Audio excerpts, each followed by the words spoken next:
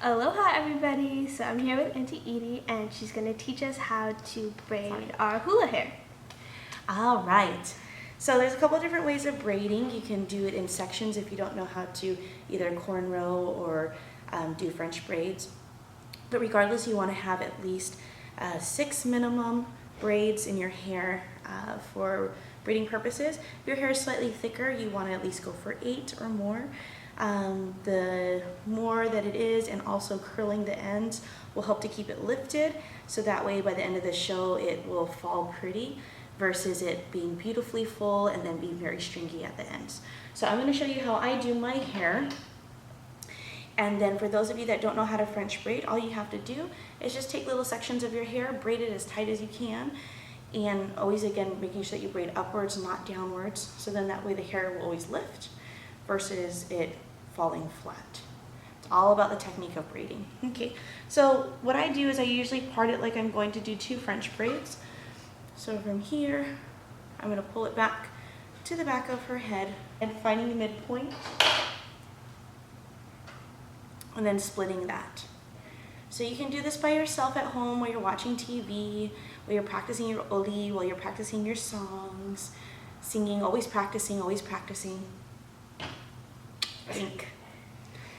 Okay, so I'm going to take that, put it somehow on the side, either using a rubber band or a clip, whatever is your preference.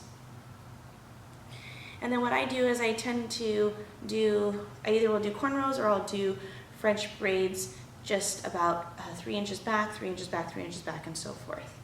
So mousse. This is the best mousse to use. Tresemme. Hula. It is the level 4 mousse, and it is extra firm control, and it works very well in all types of weather situations. So I'm gonna give that a nice shake. Put it in your hands. Again, your hair should be, it can be a little bit damp, not wet. It will never dry if it's wet. You wanna do it on dry hair or just lightly damped hair. Putting a little bit of mousse on the top, but not to forget as you're going through it, you need to make sure that you keep applying mousse. So I'm starting from the top. I'm going to do a backwards braid, kind of like a cornrow, because I like doing those. So what I'm going to do is I'm going to start from the very top and start braiding back down about 3 inches. So again, I'm braiding. And when I braid, I want to make sure everything stays nice and tight. Good thing Melina has a nice strong head, so that way it allows me to do that without her crying. Okay, so now I can feel that there's no more stickiness towards my fingers. So what am I gonna do? Shake it up a little, put a little bit more on the bottom and on the top. Again, always keep applying. Once you feel that stickiness gone, it means that you need to put on some more. Braiding, braiding, braiding. Braiding. She's smiling, we're having a good time. We're practicing our oli, we're singing our songs. It's a perfect time for you to bond with whoever's braiding your hair, or bond with yourself, practicing your dances in your minds or vocally, your kahas. Always room for improvement, always room to making ourselves stronger and being more and more connected with each other. More and more mousse, more and more mousse. Again, keep applying, keep applying, keep applying. And smiling through it. All right, once I feel like I kind of got about a finger length in, then what I'm gonna do is I'm gonna start braiding that sucker down. So now that I have it, I'm gonna turn you to the side. It's important to see how exactly to braid. So again, give that mousse a little shake, put it all the way down the base, and again, we're still gonna keep applying that mousse all the way throughout the whole portion of it.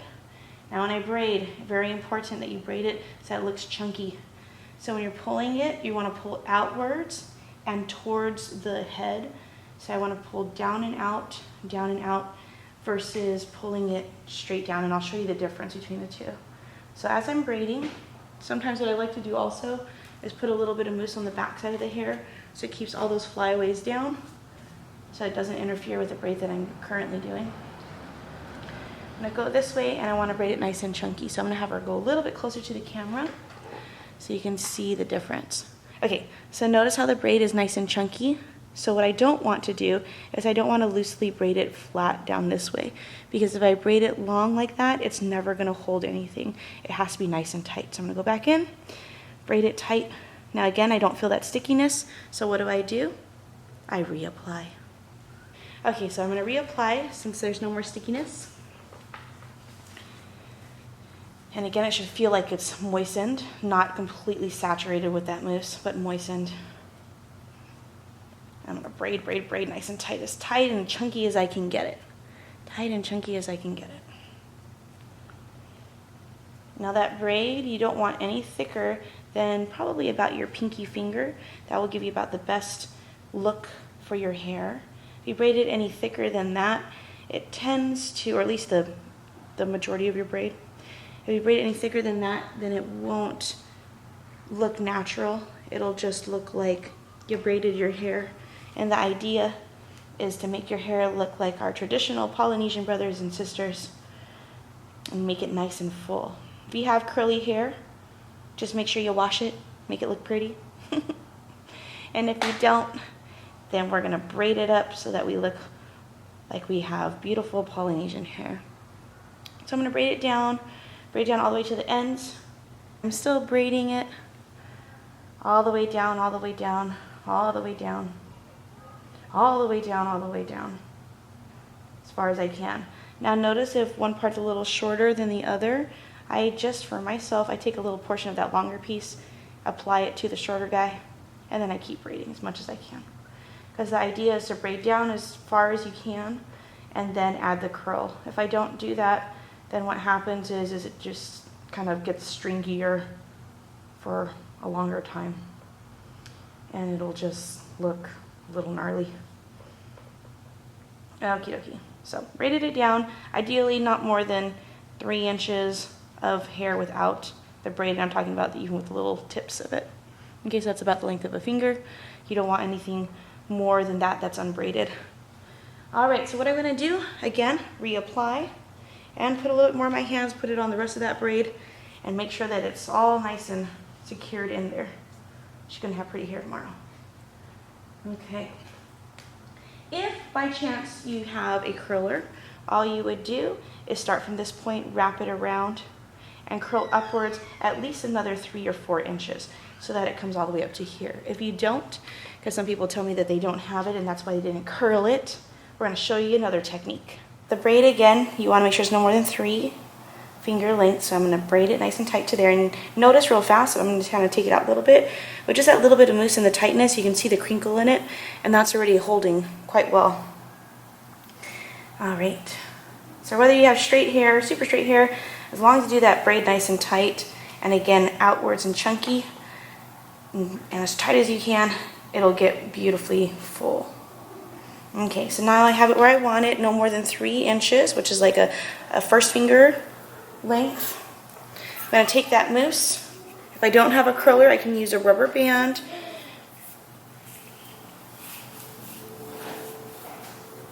And all I want to do is tighten that rubber band around the base, right where I finished braiding, about 3 times.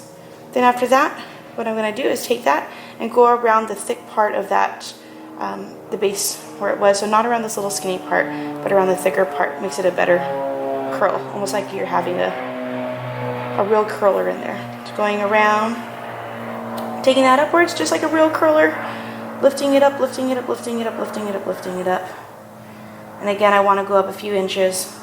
And because of the length of her hair, if your hair is where it should be for your hula hair, your Polynesian hair, then it should be fine. Taking that, wrapping it around, and voila, you have your curled ends of your braid. Ta-da-da!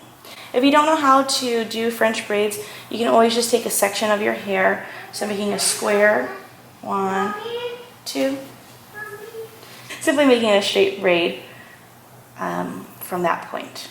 So you'll just have a bunch of braids coming out of your head. Again, braiding nice and tight and firm as it just comes straight down. But make sure you don't forget that mousse and keep applying the mousse. Again, not wet hair. Damp is okay, but not too damp.